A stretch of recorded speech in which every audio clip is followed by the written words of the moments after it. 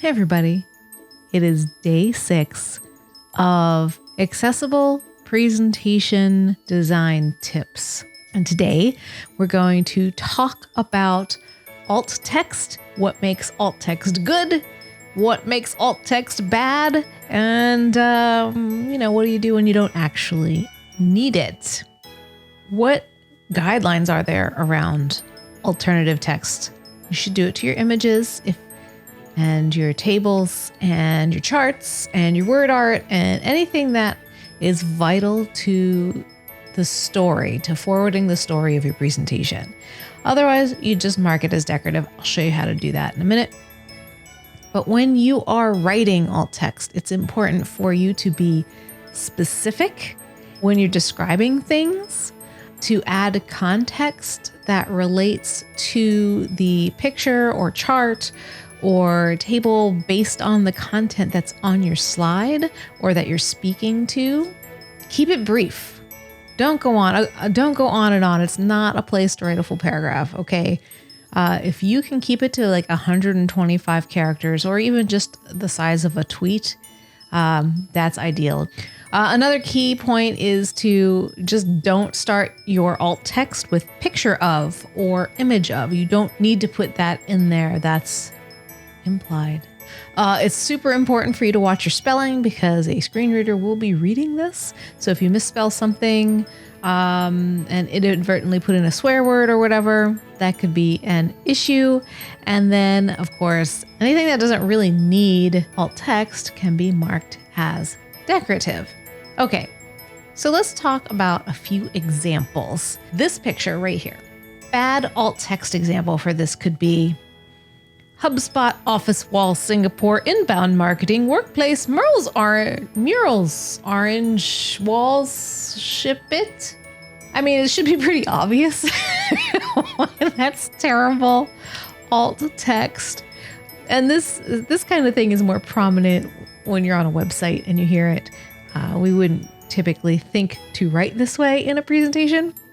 But why is it really bad is because you're using alt text to stuff in like keywords into these butchered, horrible non-sentences, and it's adding a lot of fluff to that image and certainly not enough context. And when a screen reader is going to read that, when a screen reader reads that, your user's going to think you've been hitting the nog a little too hard. But an example for good alt text for this image would be something like, I don't know, an orange mural that says ship it on a wall at HubSpot's Singapore office, right? It's like an actual sentence and it makes sense. What about this image?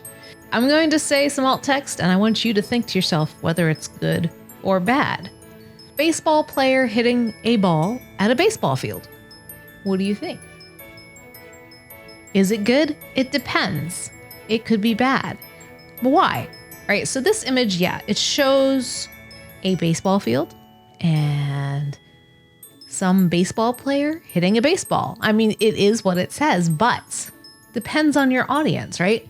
This is also a picture of, and I take no credit in knowing this, I had to look it up. This is also a picture of Fenway Park and the Red Sox player number 34, David Ortiz, is hitting one right over the right field. I think that's the right field. We'll go with yes, sports ball, yay. And that information might be really important to your audience. So while the first one isn't necessarily bad, we could do better. Better alt text could be David Ortiz of the Boston Red Sox batting from home plate at Fenway Park. It gives a lot more context and it's more specific. What about this image? Now this looks like a cheesy stock image. The alt text, depending on what you're talking about, could be another example of some terrible alt text would be woman pointing to a person's computer screen. While it's not necessarily incorrect, if your intent is for this picture to be some like awareness piece to a business class, we're missing out on some key information. So better alt text could be business school professor pointing to a student's computer screen, or professor using educational software to instruct a business school student, right? So we're really specific, and it's more contextual to the topic at hand. Now, what about charts and tables? Yeah, you're going to hate me for it.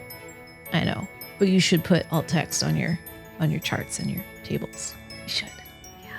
Okay. So for charts and tables, just try doing this simple format. So you don't have to think too much, right?